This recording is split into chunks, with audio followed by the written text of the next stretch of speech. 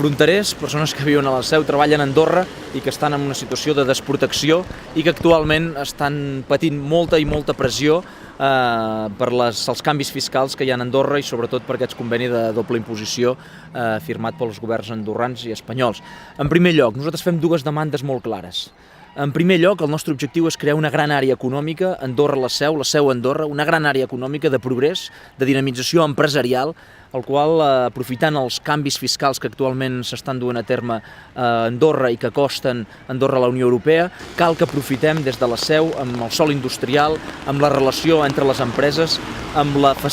creant facilitats perquè les empreses de la Seu puguin anar a treballar a Andorra i perquè les empreses d'Andorra, amb aquesta obertura fiscal, puguin venir al polígon industrial de casa nostra.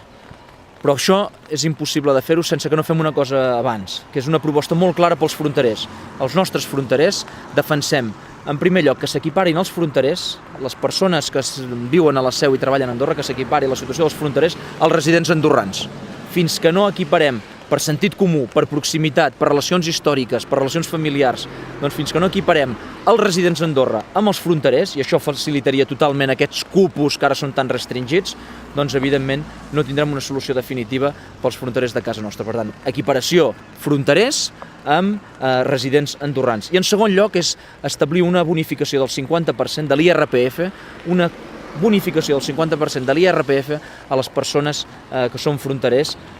perquè si no veiem com se'ls exigeixen moltes càrregues tributàries i per contra reben molt poques prestacions socials. Si no es fa així, el que s'està incentivant és que molts fronterers se'n vagin a viure a Andorra. Ja hem perdut 1.000 persones els últims 5 anys a la Seu que han marxat de la Seu a viure fora i això l'únic que fa és accelerar que aquests fronterers també es vegin desprotegits, que hagin de pagar més i més impostos per rebre menys i menys serveis.